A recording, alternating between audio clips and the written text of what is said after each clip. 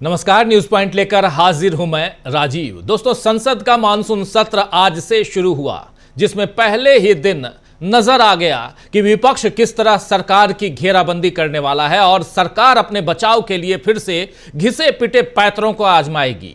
घिसे पिटे पैतरे जैसे सदन स्थगित कराना, यह बताना कि हम तो चर्चा करना चाहते हैं, विपक्ष ही ऐसा नहीं करना चाहता, या फिर मुद्दों से भटकाना। क्योंकि आज सुबह जब मोदी संसद के दरवाजे के सामने एक बार फिर मीडिया को संबोधित करने के लिए पहुंचे तो उन्होंने विजयोत्सव जैसे शब्दों का इस्तेमाल तो किया, लेकिन सीधे सीधे ऑपरेशन सिंदूर को लेकर कोई बयान या डोनाल्ड ट्रंप के सीज फायर के दावों पर कुछ कहने से मोदी बचते हुए नजर आए। मोदी ने नक्सलवाद और भारत के हथियारों की दुनिया में तारीफ पर बयान दिया, लेकिन यह नहीं बताया कि पहलगाम के आतंकियों को पकड़ने के लिए सरकार कितनी मुस्तैदी दिखा रही है। आइए जरा सुन लीजिए एक छोटी सी वानगी नरेंद्र मोदी की जुबानी से। सुनिए।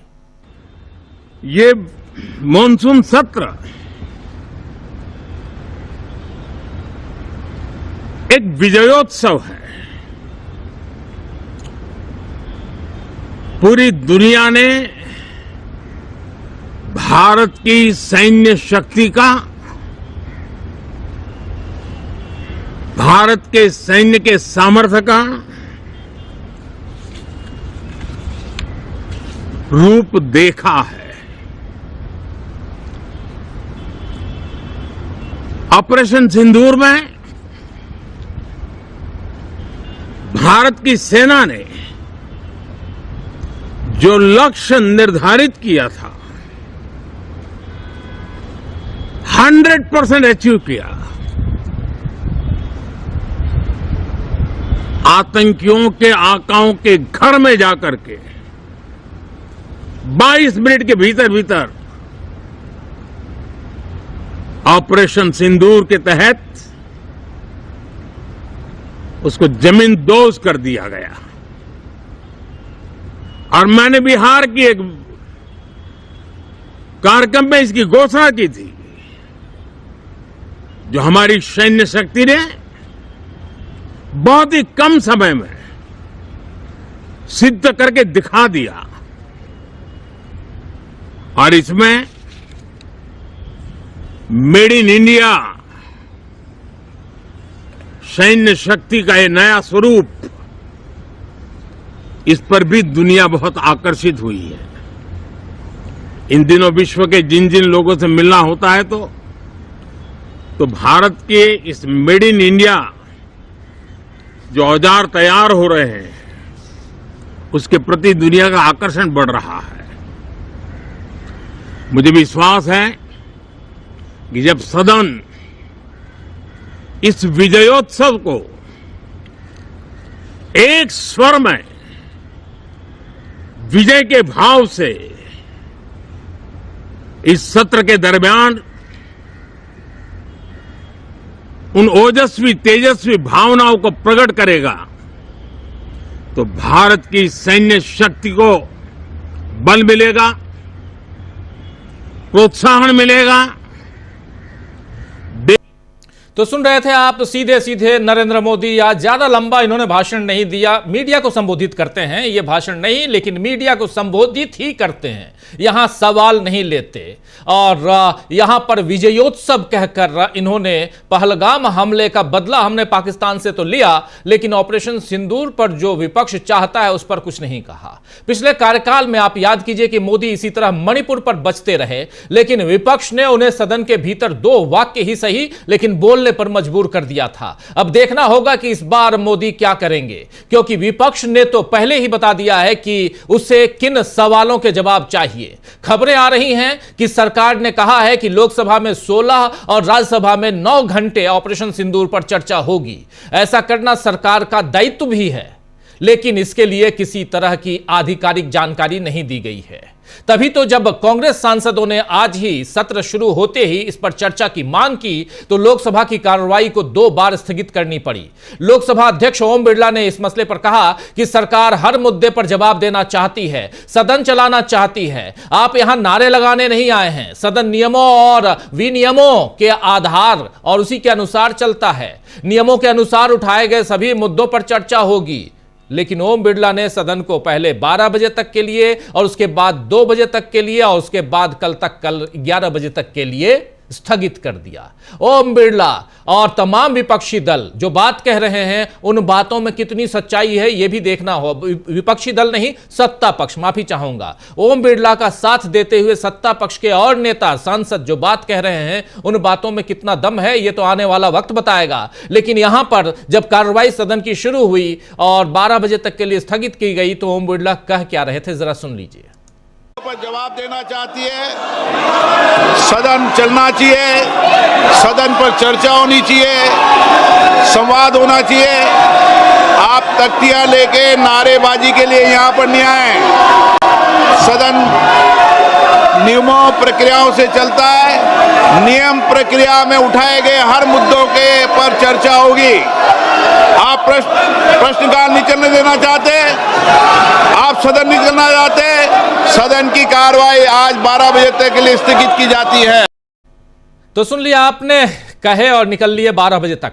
इधर सत्ता पक्ष कह रहा है कि विपक्ष बेवजह हंगामा कर रहा है। सरकार तो चर्चा के लिए तैयार है, लेकिन जब सरकार की तरफ से कोई सूचना है ही नहीं तब आखिर विपक्ष क्या करेगा। सरकार के इस रवैये से अब इंडिया गठबंधन अच्छे से वाकिफ है, इसीलिए उसने पहले दिन से अपनी मांगों पर अडिग रहने का इरादा दिखा दिया है। इधर मोदी आज संसद आकर भी सदन में ज्यादा देर नहीं टिके, 2 मिनट के अंदर वो निकल गए। इस पर राहुल गांधी ने तंज भी किया है। लोकसभा में विपक्ष के नेता राहुल गांधी ने कहा कि सवाल यह है कि जो सदन में रक्षा मंत्री को बोलने देते हैं उनके यानी सरकार के लोगों को बोलने देते हैं, लेकिन अगर विपक्ष का कोई नेता कुछ कहना चाहता है तो अनुमति नहीं है। मैं विपक्ष का नेता हूं, मेरा हक है, मुझे कभी बोलने नहीं देते। परंपरा कहती है कि अगर सरकार की तरफ से लोग बोल सकते हैं तो हमें भी बोलने की जगह मिलनी चाहिए। राहुल गांधी ने यहां तक कह दिया कि मोदी तो 1 सेकंड भी नहीं रुके और वो भाग निकले। आइए जरा सुन लीजिए राहुल गांधी की जुबानी। नहीं, देखिए सवाल यह है कि जो हाउस में डिफेंस मिनिस्टर को बोलने देते हैं, उनके लोगों को बोलने देते हैं, मगर अगर विपक्ष का कोई कुछ कहना चाहता है तो अलाउड नहीं है। मैं लीडर ऑफ अपोजिशन हूँ, मेरा हक है, तो मुझे तो कभी बोलने ही नहीं देते हैं। तो ये एक नया अप्रोच है। क्या सवाल चाहते हैं आप? क्या सवाल आप चाहते हैं सर जो प्रधानमंत्री? बट दौड़ के निकले हाउस से 1 सेकंड में, तो डिस्कशन चर्चा के लिए तैयार है आप लोग? हाँ, चर्चा तो होगी, अगर वो अलाउ करेंगे तो होगी। मगर इशू ये है कि कन्वेंशन कहता है कि अगर सरकार के लोग कुछ बोलें तो हमें भी स्पेस मिलनी चाहिए। हम 2 शब्द कहना चाहते थे, मगर विपक्ष को ये अलाउड नहीं है। Thank you. तो हम 2 शब्द कहना चाहते थे लेकिन विपक्ष के लिए अलाउड नहीं है, और विपक्ष का नेता यह बात कह रहा है तो कितनी गंभीर बात है आप समझ सकते हैं। वहीं कांग्रेस सांसद प्रियंका गांधी वाड्रा ने भी कहा है कि अगर सरकार तैयार है तो चर्चा करे, विपक्ष के नेता को बोलने आखिर क्यों नहीं देते। जरा सुन लीजिए प्रियंका गांधी को। सब चीजों पर चर्चा के लिए तो करें चर्चा, बोलने दें एलओपी को, क्यों नहीं बोलने देते। अगर हर चीज के लिए तैयार है तो लीडर ऑफ अपोजिशन का मुंह बंद क्यों कर रहे हैं? खड़े हैं बोलने के लिए, बोलने देना चाहिए। तो बोलने देना चाहिए। लीडर ऑफ अपोजिशन यानी विपक्ष के नेता राहुल गांधी को आखिर क्यों नहीं बोलने देते हैं? वो खड़े होते हैं बोलने के लिए, उनको चुप क्यों करा दिया जाता है? वहीं आज राज्यसभा में मल्लिकार्जुन खड़गे ने भी ऑपरेशन सिंदूर और पहलगाम पर बयान दिया और कहा कि सरकार ने देश को जो बताया है उससे अधिक जानकारी संसद और देश के लोगों को भी मिलनी चाहिए। राज्यसभा में बोलते हुए मल्लिकार्जुन खड़गे ने क्या कुछ कहा है, आइए जरा सुन लेते हैं उनकी जुबानी। और सबसे बड़ी बात कि मल्लिकार्जुन खड़गे जब बोलने उठे तो उधर केंद्रीय मंत्री जेपी नड्डा और राज्यसभा में आप जानते हैं, और वो भी पलटवार करने के लिए खड़े हुए। लेकिन पहले सुनते हैं मल्लिकार्जुन खड़गे को, उसके बाद उनकी बातों के बाद सुनेंगे हम जेपी नड्डा को भी। बहुत जरूरी है जेपी नड्डा को आज सुनना। पहले खड़गे जी को सुनिए। Sir, I have given notice under 267 on Pahalgam and Operation Sindoor. Sir, मैंने पहलगाम आतंकवादी हमले और ऑपरेशन सिंदूर के बाद की स्थिति पर रूल 267 नोटिस दिया है। ये रूल्स के मुताबिक ही दिया है जो अपने किताब में है। सर, पहलगाम हमला 22 अप्रैल को हुआ था। अब तक आतंकवादी पकड़े नहीं गए, मारे भी नहीं गए, और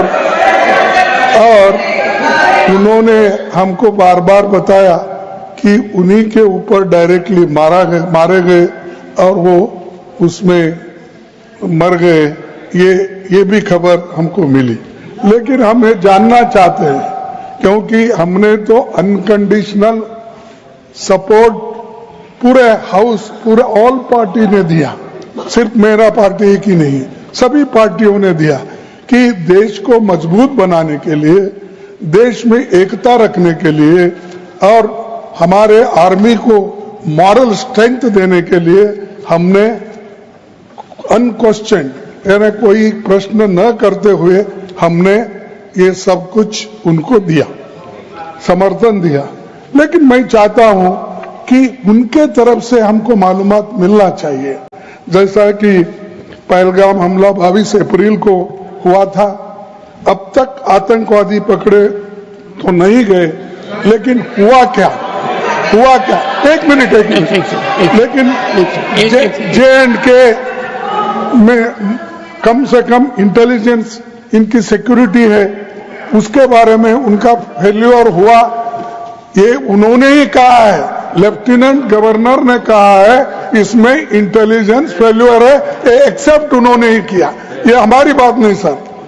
CDS उपसेना प्रमुख और एक वरिष्ठ डिफेंस अटैची ने कुछ बेहद संवेदनशील खुलासे भी उन्होंने किए।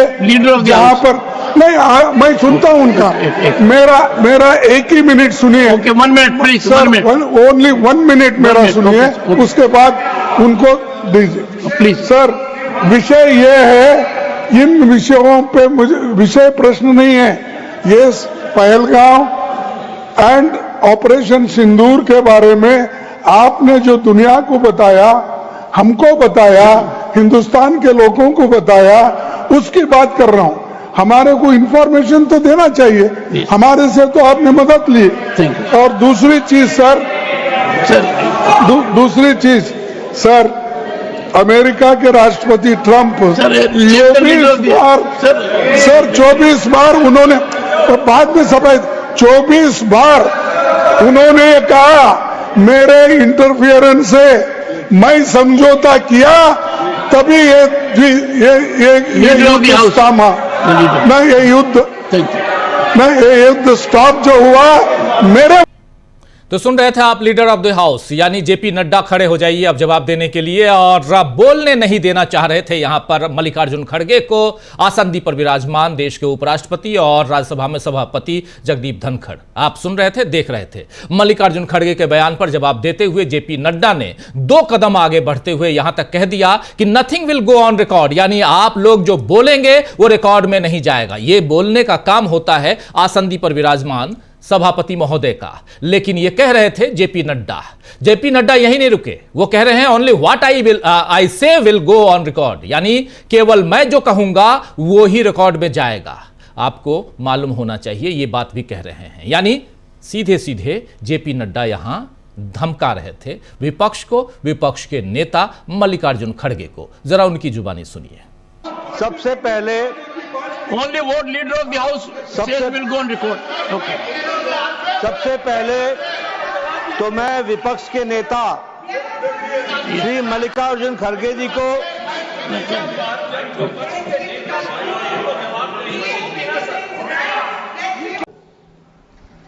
रूल 267 पर आपके ऑब्जर्वेशन पर उनकी क्या टिप्पणी है, इसके लिए आपने उनको परमिट किया।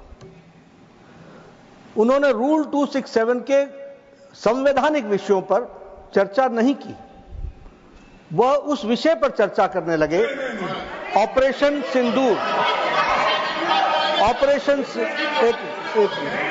ऑपरेशन सिंदूर, जिसके बारे में, एक मिनट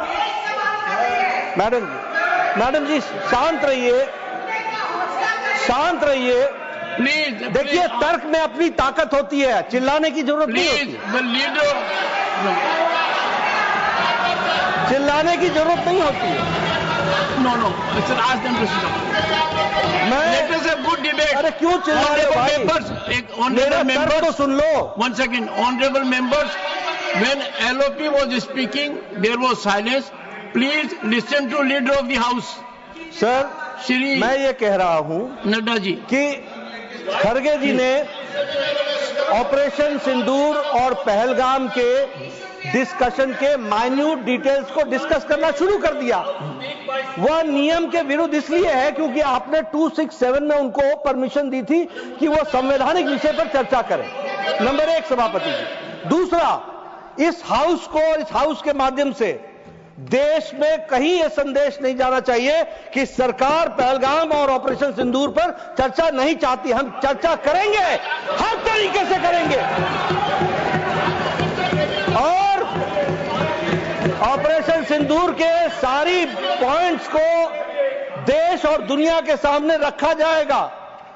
और मैं यह भी बताना चाहता हूं कि आज दिन तक आजादी के बाद इस तरीके का ऑपरेशन नहीं हुआ जो प्रधानमंत्री मोदी जी के नेतृत्व में हुआ है। I am not going into the details of it, but I would like to tell you. अरे गुस्सा मत करो भैया, अरे गुस्सा मत करो। Nothing will go on record, whatever I will say that will go on record, you should know.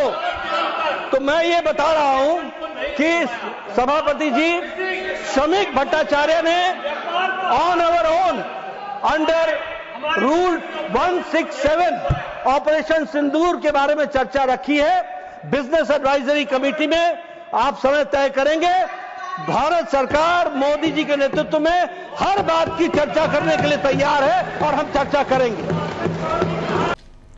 तो सुन लिया आपने यहां गर्मा गर्म बहस, मोदी सरकार की बात, ऑपरेशन सिंदूर, पहलगाम, इन सब की चर्चा। इधर सत्ता पक्ष कह रहा है कि पहलगाम और ऑपरेशन सिंदूर पर हम चर्चा के लिए तैयार हैं, सदन में चर्चा होगी। लेकिन आज बिजनेस एडवाइजरी कमेटी यानी BAC की बैठक में इस बारे में कोई बात नहीं हुई। लोकसभा में उपनेता विपक्ष जो हैं गौरव गोगोई, उन्होंने इस मसले पर साफ साफ कहा है कि आज हुई BAC की बैठक यानी बिजनेस एडवाइजरी कमेटी की बैठक को लेकर हम दुखी हैं, क्योंकि एजेंडे में सरकार के विधेयकों का जिक्र तो था, लेकिन इसमें भी पहलगाम और ऑपरेशन सिंदूर नहीं थे। सरकार को स्पष्ट करना चाहिए कि वो किस दिन ये चर्चा करने के लिए राजी हो रही है। आइए जरा सुन लीजिए गौरव गोगोई को, क्योंकि वो इस बैठक से जब बाहर निकले तो उन्होंने मीडिया से चर्चा की। दोपहर में इस बैठक हुई, लेकिन इस बैठक में पहलगाम और ऑपरेशन सिंदूर का कोई जिक्र ही नहीं था। जरा सुनिए। नेताओं ने इस सत्र के पहले एक विशेष दरखास्त की थी कि पहलगाम और उसके बाद ऑपरेशन सिंदूर को लेकर एक विशेष सत्र बुलाया जाए। सारे फ्लोर लीडर्स ने, आदरणीय राहुल गांधी जी ने, आदरणीय अखिलेश यादव जी ने, मीसा जी ने, विभिन्न दलों के नेताओं ने ये मांग रखी थी और लगभग 200 विपक्ष के विभिन्न दलों के सांसदों ने अब चिट्ठी पर हस्ताक्षर करके विशेष सत्र की मांग रखी। सरकार ने विशेष सत्र की मांग को नकारा और अभी वर्षाकालीन अधिवेशन में बहुत दुख की बात यह है कि आज भी वो पहलगाम और ऑपरेशन सिंदूर को लेकर चर्चा नहीं करवा रहे, चर्चा की शुरुआत नहीं कर रहे। आज जो BAC मीटिंग भी हुई उसको लेकर भी हम बहुत दुखी हैं, क्योंकि BAC मीटिंग के अंदर जो उल्लेखित एजेंडा होता है उस एजेंडा में सिर्फ सरकार के अपने जो उनके बिल्स थे उन्होंने सिर्फ उन बिल्स का ही व्याकरण किया था एजेंडा में। उस एजेंडा से भी ऑपरेशन सिंदूर और पहलगाम में हुई चूक का पूरे तरीके से गायब कर दिया था। तो हम सरकार मीडिया के सामने कहती कुछ और है और सदन के अंदर करती कुछ और है। आज भी कोई आश्वासन नहीं। तो सरकार कहती कुछ और है, करती कुछ और है, मीडिया के सामने कुछ और कहती है। दिन में यह खबर चलने लगी कि सरकार ये तैयार हो गई है, मान गई है कि 16 घंटे वो लोकसभा में और 9 घंटे राज्यसभा में इस पे बहस होगी। लेकिन जब गौरव गोगोई बता रहे हैं तो बता रहे हैं कि बिजनेस एडवाइजरी कमेटी की जो बैठक हुई उस बैठक में इस पे चर्चा ही नहीं। तो कुल मिलाकर आज संसद का पहला दिन ही सरकार के लिए काफी चुनौतीपूर्ण रहा। इस बीच एक वीडियो आया है जो बीजेपी को चुभ सकता है। वीडियो क्या है वो पहले देख लेते हैं, चर्चा करेंगे और उसके तुरंत बाद हम चलेंगे हमारे तमाम साथियों के बीच। लेकिन पहले इस वीडियो को देखिए।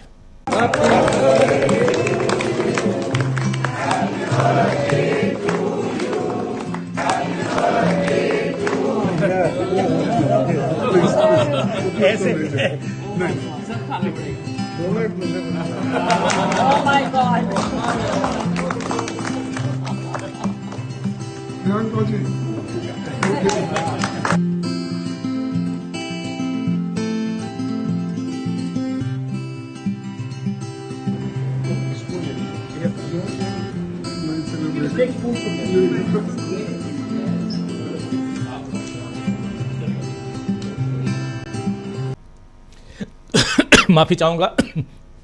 तो ये वीडियो मल्लिकार्जुन खड़गे के कक्ष का है, उनके कमरे का है जहां उनका जन्मदिन आज मनाया गया। दरअसल आज मल्लिकार्जुन खड़गे का जन्मदिन है। मल्लिकार्जुन खड़गे ने केक काटा तो राहुल गांधी ने उन्हें केक खिलाया और उनके हाथ से खाया भी। वहीं प्रियंका गांधी ने भी मल्लिकार्जुन खड़गे के हाथ से न सिर्फ केक खाया बल्कि केक बनाकर भी लाई और प्लेटों में परोसा भी राहुल गांधी और प्रियंका गांधी ने। इस वीडियो में इन नेताओं के बीच जो केमिस्ट्री दिखी, माहौल जैसा खुशनुमा दिखा, वो बीजेपी की समझ में भी शायद ही आए, क्योंकि यही बीजेपी आरोप लगा चुकी है कि राहुल गांधी खड़गे का अपमान करते हैं या दलित होने के कारण उनके हाथ से पानी भी नहीं लेते। आप याद कीजिए बीजेपी की ट्रोल आर्मी ने कैसे पिछले चुनावों के दौरान यह बात राहुल गांधी के लिए फैलाई थी। बीजेपी की फेक न्यूज की फैक्ट्री के लिए यह वीडियो अब मुसीबत बनेगा। खैर, आज केक जो है वो ट्रेंड कर रहा था ट्विटर और सोशल मीडिया पर, और केक चूंकि सबसे इधर वाला, ये जो सबसे लास्ट वाला जो केक है, इसको खुद बना के, जिसको काट रहे हैं सेकंड लास्ट, उस केक को बनाई है खुद प्रियंका गांधी। ये जिसको राहुल गांधी अभी निकाल के खिला रहे हैं, ये केक प्रियंका गांधी खुद बना के लाई हैं। तो प्रियंका गांधी केक बनाती हैं और आज उन्होंने दिखा भी दिया। खैर, बीजेपी आज मानसून सत्र के पहले ही दिन बुरी तरह घिर गई है और अभी तो पूरे 1 महीने इस सत्र को चलना है। इस बीच मोदी कैसे अपनी सरकार की नैया पार लगाते हैं ये देखना होगा। और इन सबके बीच उधर बिहार में भी SIR पर घमासान है, स्पेशल इंटेंसिव रिवीजन पर घमासान है, जिसकी चर्चा यहां संसद में भी होनी है। और बिहार में भी आज विधानसभा का सत्र, उसकी शुरुआत हुई है, हंगामेदार शुरुआत उधर भी हुई है। बिहार जाएंगे, लेकिन उससे पहले यहां दिल्ली और दिल्ली के घटनाक्रम पर हमारे तमाम साथियों की पैनी निगाह है। उनके बीच आपको लेके चलते हैं। सीधे हमारे पैनलिस्ट साथियों को स्क्रीन पर ले आइए और चर्चा को आगे बढ़ाते हैं। देखिए, शकील अख्तर जी हैं हमारे साथ, डॉक्टर प्रकाश हिंदुस्तानी जी हैं, सुनील शुक्ला जी हैं, प्रशांत टंडन जी और अमलेंदु उपाध्याय जी हैं। आप पांचों का स्वागत है, इस्तकबाल आप तमाम दोस्तों, साथी, शुभचिंतक आप सबका जो अब तक जुड़ चुके हैं उनका भी, जो जुड़ने वाले हैं उनका भी। शकील जी, चश्मदीद, आपके पास ही आना चाहता हूं, चूंकि कवर करते हैं राज्यसभा भी लोकसभा भी। राज्यसभा जहां आप जाते हैं वही हंगामा करवा के आ जाते हैं। आखिर चल क्या रहा था? बाहर निकल के राहुल गांधी को बयान देना पड़ता है, अंदर तो उनकी बात कोई सुनता ही नहीं है। उससे पहले आसंदी से उठ के खड़े हो जाते हैं ओम बिरला साहब, 12 बजे, 2 बजे और कल 11 बजे, यही कह के निकल लेते हैं। 12 बजे, 2 बजे, 11 बजे रट लीजिए दोस्तों। आप भी अगले 1 महीने तक, 21 दिनों तक चलना है। टोटल 1 महीने का ये सेशन है, मानसून सत्र, जिसमें 21 सीटिंग्स होंगी, क्योंकि उसके अलावा 14 तारीख से 18 तारीख तक छुट्टी होगी, 15 अगस्त की छुट्टी और सैटरडे संडे की छुट्टियां, ये सब मिला के जो वर्किंग डेज हैं वो 21 हैं। और 21 दिनों में ये 12 बजे तक संसद की कार्रवाई को स्थगित करते हैं हम। उसके बाद फिर 2 बजे तक स्थगित करते हैं, लंच के बाद फिर आएंगे और कल 11 बजे तक के लिए स्थगित। क्या यही सुनेंगे शकील जी हम? जी राजीव जी, 11 बजे लोकसभा की कार्रवाई शुरू हुई और प्रधानमंत्री जी आए, बाकी सब लोग भी थे, राहुल गांधी भी थे, लीडर अपोजिशन प्रियंका जी भी थी। और उसके बाद जैसे ही राष्ट्रगान हुआ और शोक संदेश हुए, श्रद्धांजलियां जो होती हैं सेशन शुरू होने के बाद, और उसके बाद जैसे ही स्पीकर ने क्वेश्चन आवर का घोषणा की और इधर से विपक्ष ने कहना शुरू किया कि ऑपरेशन सिंदूर में बात करो, प्रधानमंत्री मोदी जी सदन से निकल लिए। राहुल गांधी ने इसी को शब्द दिए कि प्रधानमंत्री जी भाग गए, और उसके बाद उन्होंने राजनाथ सिंह जी को बोलने का मौका दिया। राहुल गांधी का यही कहना था कि मुझे भी बोलने का मौका दिया जाए, और यही परंपरा है कि लीडर अपोजिशन को जवाब देने का मौका दिया जाता है। लेकिन ओम बिरला ने वो न देके संसद की कार्रवाई 12 बजे तक स्थगित कर दी। 12 बजे शुरू हुई तो 4 बजे तक के लिए स्थगित कर दी, और 4 बजे शुरू हुई तो कल दिन भर के लिए स्थगित कर दी। उसके बाद ही राहुल को बाहर आके अपना बयान देना पड़ा। नहीं तो राहुल संसद के अंदर बोलना चाहते थे, लोकसभा के अंदर बोलना चाहते थे, जो उन्हें बोलने नहीं दिया। लेकिन खड़गे जी राज्यसभा में बोल लिए। तो खड़गे जी ने राज्यसभा में बहुत अच्छी बात कही। उन्होंने कहा कि हमने बिना शर्त समर्थन दिया इस सरकार को, लेकिन सरकार के मुखिया प्रधानमंत्री एक भी ऑल पार्टी मीटिंग में नहीं आए। और आज भी, जबकि वो आके दोनों सदनों में कह सकते थे कि मैं तैयार हूं बहस के लिए और बहस करवाइए, लेकिन उन्होंने नहीं कहा। अब जैसा कि आपने राज्यसभा में सुन लिया, जगत नड्डा ने बहुत साफ साफ कहा है कि 167 में हमारे बीजेपी के सांसद भट्टाचार्य ने नोटिस दिया है, और लग रही है कि बीजेपी के इस पे ये बहस होगी, जबकि कांग्रेस की तरफ से नोटिस दिया गया है। लेकिन कांग्रेस की नोटिस के ऊपर शायद सरकार बहस नहीं कराए। हालांकि अभी कुछ भी स्पष्ट नहीं है, सब कुछ सोर्सेस के हवाले से आ रहा है। लेकिन जो सदन के नेता है राज्यसभा के, नड्डा जी, उन्होंने ऑन रिकॉर्ड ये बात कही है कि हमें भट्टाचार्य जी का नोटिस मिला है बीजेपी के सांसद का। तो ये सरकार अब ट्रिक्स कर रही है, ये रास्ते निकाल रही है। पहला रास्ता कि किस तरह बहस को टाला जा सके, शायद 1 दिन, 2 दिन, 3 दिन, कितने दिन टाल सकते हैं, और फिर अगर करवाना पड़े तो अपने किसी सांसद के नोटिस पे ये बहस करवाए। देखिए, आज जब मानसून सत्र शुरू हुआ तो सबको उम्मीद थी कि प्रधानमंत्री जी कुछ ऐसी बात करेंगे जिससे एक मैसेज मिले, मगर प्रधानमंत्री जी ने मानसून अच्छा आया, जल भंडार बढ़ गए, ये सब सुनने के लिए वहां पत्रकार इकट्ठे नहीं होते हैं। 11 साल हो गए, 11 साल में 36-40 सत्र हो चुके होंगे, हर साल करीब 3 सत्र होते हैं।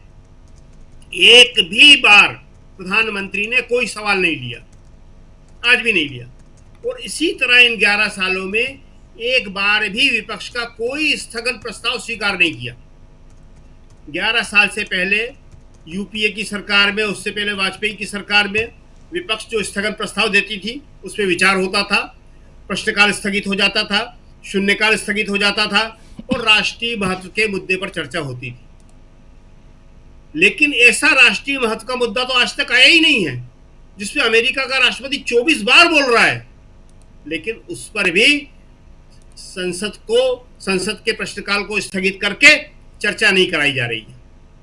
पूरी दुनिया में इन्होंने अपने प्रतिनिधिमंडल पहुंचाए, लेकिन उन्होंने क्या किया, क्या नहीं किया, इस पे संसद में बताना चाहिए तो वो बता नहीं रहे। तो आज का जो दिन था वो सरकार के लिए बड़ा मुश्किल दिन था। प्रधानमंत्री का न रहना विपक्ष को तो सवाल पैदा कर ही रहा था। खुद बीजेपी के जो सांसद थे उनके लिए भी परेशानी की बात थी जी। कि पीएम दिल्ली में हैं और लेकिन यहाँ पे आ नहीं रहे हैं, बता नहीं रहे हैं। और सबसे बड़ी बात आज जो नड्डा जी ने कहा, जो आपने बताया, वो ये चैलेंज मल्लिकार्जुन खड़गे को या कांग्रेस को या विपक्ष को नहीं कर रहे थे, वो ये चैलेंज आसन को कर रहे थे। आसन से कह रहे थे कि मैं जो कहूंगा वही रिकॉर्ड में जाएगा, nothing will go on record, ये वो आसन से कह रहे थे। और आसन का यह टोकना चाहिए था। जगदीप धनखड़ खुद सभापति वहां बैठे हुए थे, कोई उपसभापति नहीं था, कोई पैनल का सदस्य नहीं था, लेकिन वो भी कुछ नहीं कह पाए। ओनली व्हाट आई से विल गो ऑन रिकॉर्ड, केवल मैं जो कहूंगा वही रिकॉर्ड में जाएगा। ये बात कभी वो अपने बीजेपी पार्टी में तो कह नहीं पाते हैं। वहां तो उन्हें बोलने का मौका मिलता नहीं है। अध्यक्ष हैं, वो बैठे रहते हैं, अध्यक्षता करते हैं हर मीटिंग की, लेकिन फैसले दूसरे करते हैं। लेकिन देश की संसद में वो ये बात कह रहे थे और उन सभापति के सामने कह रहे थे जिन सभापति जगदीप धनखड़ ने कहा था कि संसद जो है वो सुप्रीम कोर्ट से ऊपर है। जब संसद और सुप्रीम कोर्ट की बहस चली थी, आपको याद होगा जी, तब कहा था। लेकिन उनके सामने ही वो कह रहे थे न संसद सबसे ऊपर है, न संविधान सबसे ऊपर है, न कोई ऊपर नहीं है, केवल मैं जो कह रहा हूं, यानी कि बीजेपी जो कह रही है, सत्ता पक्ष जो कह रही है, वही सबसे ऊपर है। बहुत खतरनाक स्थिति है, संवैधानिक संस्थाओं के लिए एक बहुत बड़ा चैलेंज है। इसके अलावा जो आज की एक खास बात रही वो ये रही कि सारे दलों के जो सांसद थे वो सबके सब इस विषय के ऊपर एक मत थे कि ऑपरेशन सिंदूर और जो राष्ट्रपति ट्रंप कह रहे हैं उसके बारे में देश को बताना चाहिए, क्योंकि देश में इसको लेके बहुत भ्रांतियां हैं और बहुत चर्चाएं चल रही हैं। बीजेपी के सत्ता पक्ष के कई सांसद आपस में इस बारे में बात कर रहे थे। मीडिया से भी उनका कहना था कि ये बात अब छुपाई नहीं जा सकती है, इसको हम जितना ज्यादा छुपाएंगे, क्योंकि जैसा कि खड़गे जी ने कहा कि आर्मी के, सेना के उच्चाधिकारी बोल रहे हैं, वो खुलासे कर रहे हैं, तो इसको सरकार अगर छुपा रही है तो ये मोदी जी के लिए अच्छा नहीं होगा, क्योंकि खुद उनकी पार्टी के लोग भी ये चाह रहे हैं कि हमें भी मालूम पड़ना चाहिए कि आखिर हो क्या रहा है। तो इससे एक इस बात का संकेत मिल रहा है कि मोदी जी का जो असर था वो निश्चित ही रूप से अब कम हो रहा है। लोग अपने मन की बात धीरे धीरे कर रहे हैं, चाहे जोर से न करें, ऑन रिकॉर्ड न करें, लेकिन आपस में कर रहे हैं। और मीडिया से भी कॉन्फिडेंस में कह रहे हैं कि भाई बात तो सही है, चर्चा होना चाहिए और हमको भी मालूम पड़ना चाहिए कि हुआ क्या। जी राजीव जी। जी बिल्कुल बिल्कुल, आप सही कह रहे हैं कि आखिर हुआ क्या और संसद के अंदर क्या चल रहा था, संसद के बाहर क्या चल रहा था, उस पर फिर दोबारा आपके पास आएंगे, थोड़ी और जानकारी आपके जरिए हम लेंगे। सुनील शुक्ला जी, आपके पास आना चाहता हूं जल्दी से। कैसे देखा जाए आज संसद की कार्रवाई, और उसमें भी नरेंद्र मोदी जी इसे विजयोत्सव के रूप में देख रहे हैं। अच्छी बात है, विजयोत्सव होना चाहिए, लेकिन उसका आधार भी तो होना चाहिए, बताना चाहिए कि नहीं, ये जो सीज फायर किया गया है वो हमने, और उस दबाव, हमारे दबाव के कारण पाकिस्तान झुक गया और सीज फायर हमको करना पड़ा, या जो डोनाल्ड ट्रंप 24 बार कह चुके हैं वो उसी को सही माना जाएगा। और इन सब के बीच जानकारियां आखिर पुख्ता क्यों नहीं दी जा रही हैं, जानकारियां सही क्यों नहीं पहुंचाई जा रही हैं? संसद के अंदर भी अगर ऐसा ही होगा तो फिर ये तकलीफ देह है। सुनील जी। धन्यवाद राजीव जी। ये जो संसद में हालात हैं वही ये बता रहे हैं कि जो सरकार दावा कर रही है वो सही नहीं है। अगर जेपी नड्डा साहब ने आज राज्यसभा में जो बात कही कि जिस तरह का ऑपरेशन मोदी सरकार ने किया अतीत में कभी भी नहीं हुआ था, भारत सरकार की ओर से इस तरह का ऑपरेशन कभी नहीं हुआ। प्रधानमंत्री जी संसद में प्रवेश करने के पहले जो उन्होंने पत्रकारों से बात कही कि विजयोत्सव की स्थिति हमारी है। अगर आप विजयोत्सव मना रहे हैं और आप एक ऐसा ऑपरेशन किए हैं जो इतिहास में उदाहरण है, भारत के इतिहास में उदाहरण है, तब तो आप इसको खुले मन से चर्चा कीजिए। जितनी बात विपक्ष कह रहा है उससे ज्यादा आप चर्चा करने के लिए तैयार हो जाइए। आप खुद प्रस्ताव लेकर के आइए कि नहीं हम चर्चा करेंगे आपके साथ बैठ करके। 1971 की लड़ाई के बाद, बांग्लादेश के गठन के बाद, क्या विपक्ष ने मांग किया था क्या इंदिरा गांधी से चर्चा कराने के लिए? और सरकार भाग रही थी कि नहीं हम चर्चा नहीं कराएंगे। ऐसा कोई भी अवसर हुआ है इस देश में जब सरकार की उपलब्धि रही हो और सरकार भागी हो कि नहीं अभी नहीं, इस नियम के तहत नहीं, उस नियम के तहत नहीं, जब समय निर्धारित हो जाएगा तब करेंगे, ये भी स्थगित नहीं होने देंगे, वो भी स्थगित नहीं होने देंगे? ऐसा तो कभी नहीं हुआ। अगर ये आपकी उपलब्धि है और आप दावा करते हैं कि इससे बड़ा ऑपरेशन इस देश में कभी नहीं हुआ, अब खुद भी आ जाइए बात करने के लिए, क्यों नहीं बात करना चाहते? और अगर इससे राष्ट्रीय महत्व का विषय क्या है? विपक्ष कह रहा है कि ऑपरेशन सिंदूर और पहलगांव की घटना को लेकर के चर्चा होनी चाहिए। क्यों नहीं चर्चा होनी चाहिए? राष्ट्रीय सुरक्षा का सवाल है, राष्ट्रीय अस्मिता का सवाल है, देश के लोगों में सुरक्षा के भाव का मुद्दा है, राष्ट्रीय संप्रभुता का विषय है। एक प्रधान जितने साल से मोदी जी प्रधानमंत्री नहीं है, उससे दुगनी बार कम से कम राष्ट्रपति ट्रंप इस बात को रिपीट कर चुके हैं। और एक भी भारतीय जनता पार्टी का नेता सरकार की तरफ से नाम लेकर के किसी व्यक्ति ने नहीं कहा कि ट्रंप गलत कर रहे हैं। ये सामान्य बात तो नहीं है। आपको एक ही बात करनी, या तो आप कह दीजिए कि ट्रंप साहब ने जो हस्तक्षेप किया, उन्होंने बीच बचाव किया, हम दोनों लोग मान गए, और या आप यह करके फ्लोर पे कहिए कि नहीं जो ट्रंप कर रहे हैं वो गलत है, ट्रंप साहब की कोई भूमिका नहीं है। आप दोनों बातें हैं कि जो सरकार कह रही है उसमें दम नहीं है। सरकार विपक्ष का सामना करने के लिए तैयार नहीं है। आज विपक्ष की ताकत है, विपक्ष इतनी बड़ी संख्या में है कि वह अपने तथ्यों के साथ, अपने आंकड़ों के साथ, अपनी बातों के साथ वो सदन में उपस्थित है। अब क्यों नहीं बात करेंगे? और जो आपने गौरव गोगोई का बयान सुनवाया, आप एजेंडे में नहीं शामिल करने के लिए तैयार हैं।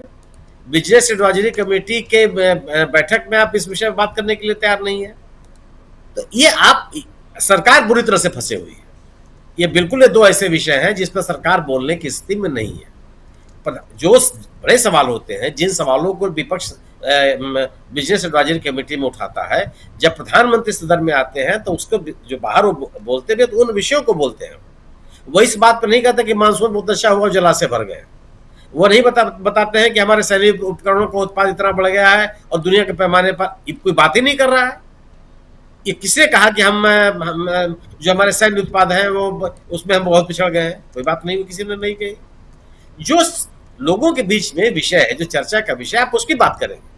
जितने विषय विपक्ष ने उठाए हैं आप उस पर आगे आश्वासन देते हैं कि हम इस पर चर्चा करेंगे। और ये जो बात नड्डा साहब ने कही कि आप कौन होते हैं कहने वाले कि जो मैं कहूंगा वही रिकॉर्ड पे जाएगा, सदन आप चलाएंगे।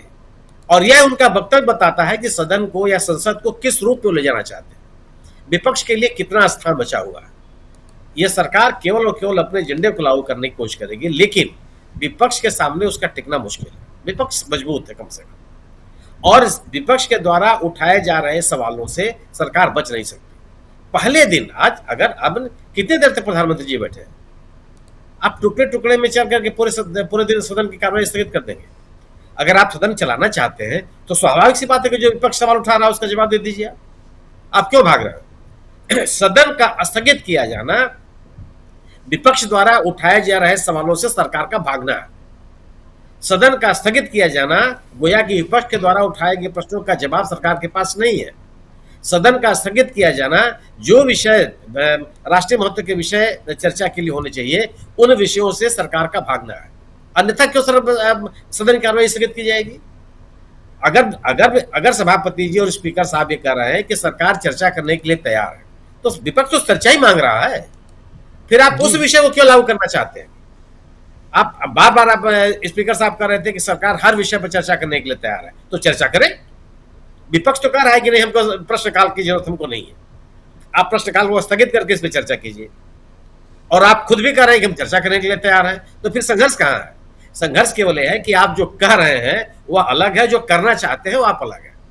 विपक्ष के सवालों का जवाब आपके पास नहीं है। आप उन विषयों से भागने की कोशिश कर रहे हैं जो सरकार के सामने विपक्ष उठा रहा है जी। और यह जो आज का जो पहला दिन जो सरकार का रवैया समझ में आया, यह जरूर है कि ये शुभ संकेत नहीं है। सर, यह विपक्ष के सवालों का सरकार सामना कर पाएगी, इसको लेकर के संदेह है। बड़े सवाल हैं और उन सवालों की जवाबदेही सरकार पे बनती है।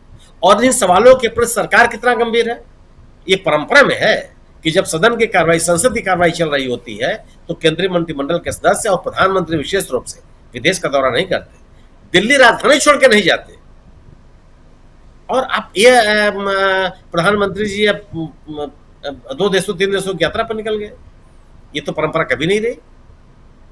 और यह इतना बड़ा सवाल है, देश की सुरक्षा के विषय पर विपक्ष आपको नोटिस दे रहा है, उन विषयों पर चर्चा करने के बजाय आप विदेश चले जाए, यह किस बात का प्रमाण है? ये इस बात का प्रमाण है कि सरकार विपक्ष के सवालों का जवाब देने के लिए तैयार है। सरकार उन तथ्यों के साथ बहुत मुतमईन है जिनकी बात करती रही है। जवाब तो देना पड़ेगा। जी बिल्कुल बिल्कुल, आप सही कह रहे हैं, जवाब तो देना होगा। और प्रधानमंत्री नरेंद्र मोदी आखिर बीच अभी संसद की कार्रवाई शुरू हुई है और वो विदेश की यात्रा पर परसों से जा रहे हैं। परसों यानी 23 तारीख से जा रहे हैं और 26 तारीख को लौटेंगे। 2 देशों की यात्रा उनकी है, पहले ब्रिटेन जाएंगे, उसके बाद इधर मालदीव। लेकिन सवाल यही उठता है कि इस वक्त जबकि चर्चा होनी है, पहलगाम पे चर्चा होनी है, SIR पे, ऑपरेशन सिंदूर पर और ऐसे बहुत सारे मसले हैं जिन पर चर्चा होनी, लेकिन वो उन चर्चाओं को छोड़कर नरेंद्र मोदी विदेश जाना क्यों चाहते हैं? क्या बचना और भागना चाहते हैं? भागना शब्द उधार ले रहा हूं राहुल गांधी के शब्दों से, लेकिन उनकी डिक्शनरी से, क्योंकि आज कह रहे थे वो। मगर सवाल प्रशांत जी आपके पास आना चाहता हूं कि सवाल ये है कि देखिए कितनी चीज़ें हैं, कितनी ज़रूरी बातें हैं जो देश जानना समझना चाहता है और बहुत सारे ऐसे मुद्दे हैं। अब देखिए एक मुद्दा बहुत गंभीर मुद्दा है, उस पर भी हम आएंगे इस चर्चा में। एनफोर्समेंट डायरेक्टरेट, आज आप लोगों ने सुना होगा कि कर्नाटक के एक केस, मुडा वाले केस में, मुडा का जो केस है जिसमें सिद्धारमैया की पत्नी का नाम बार बार जोड़ने की बात है और उसको लेकर ईडी सीधे सुप्रीम कोर्ट पहुंच गई। सुप्रीम कोर्ट ने क्या लताड़ लगाई है, इस वर्ड का इस्तेमाल मैं नहीं करता हूं, लताड़ का मतलब होता है लात मारना, लेकिन इस शब्द का इस्तेमाल मैं नहीं करता हूं, यहां कर रहा हूं स्पेशली ये कहते हुए कि कितनी हिम्मत हो गई है और कितना। और एक यही ईडी का मामला सिर्फ सिद्धारमैया की पत्नी का मामला नहीं है, बल्कि और भी 2-3 केसेस हैं। एक तो सीधे सुप्रीम कोर्ट के जजेज और सुप्रीम कोर्ट के एडवोकेट्स के ऊपर का मामला है, उसमें भी। तो ये सारे इस ढंग से चीजें चल रही हैं, इस ढंग से क्या ऐसे मसलों पे चर्चा नहीं होनी चाहिए सदन के अंदर?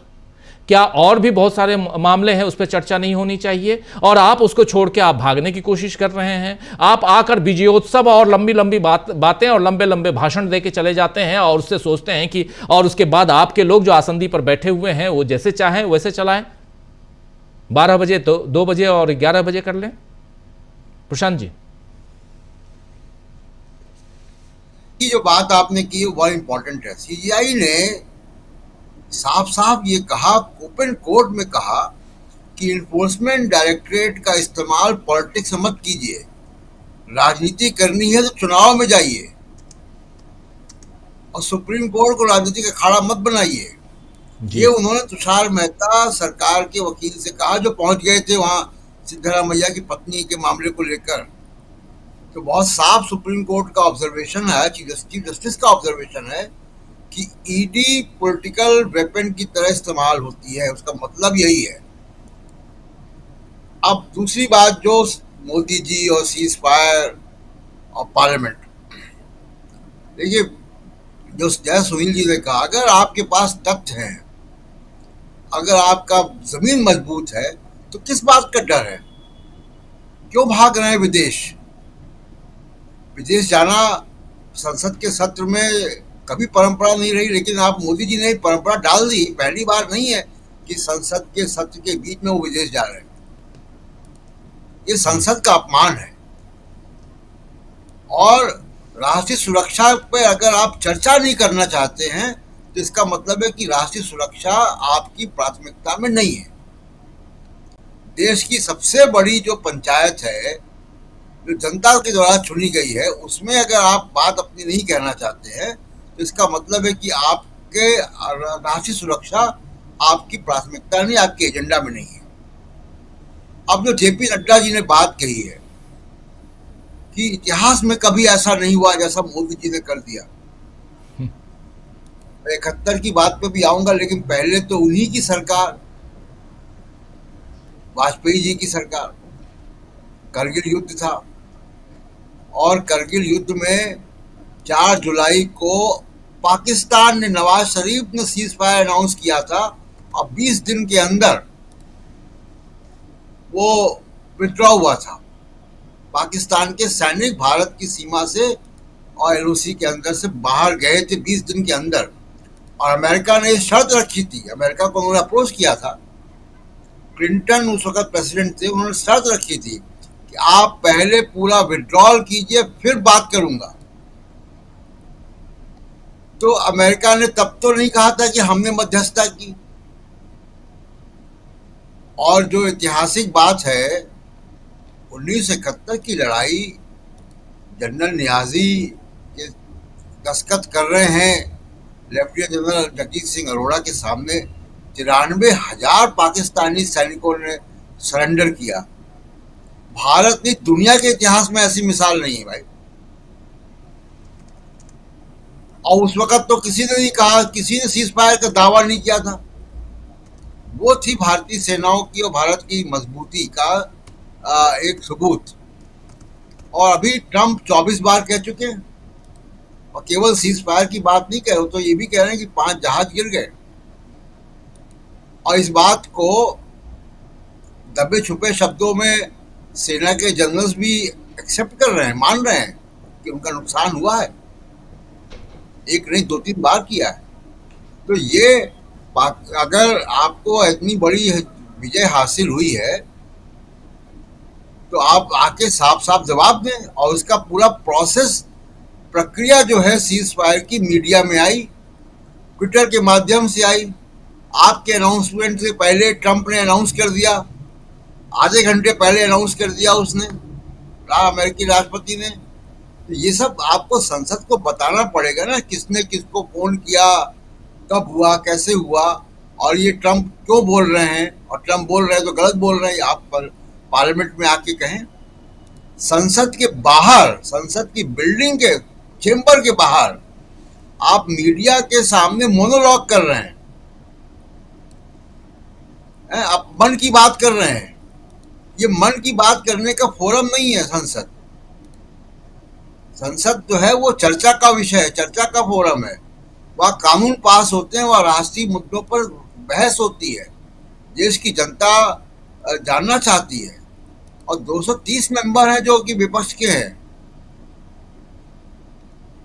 तो सरकार के पास अगर मजबूती होती तो सरकार जो है वो जन तन के खड़ी होती संसद में। और मोदी जी ने एक बात और कही कि सेना का सम्मान, कितना सम्मान सेना का, आप ही की पार्टी का, बीजेपी का मेंबर और मंत्री विजय शाह भारतीय सेनाओं की संयुक्त प्रवक्ता कर्नल सोफिया कुरैशी को आतंकवाद की बहन बता रहा है और आप उसको संरक्षण दे रहे हैं।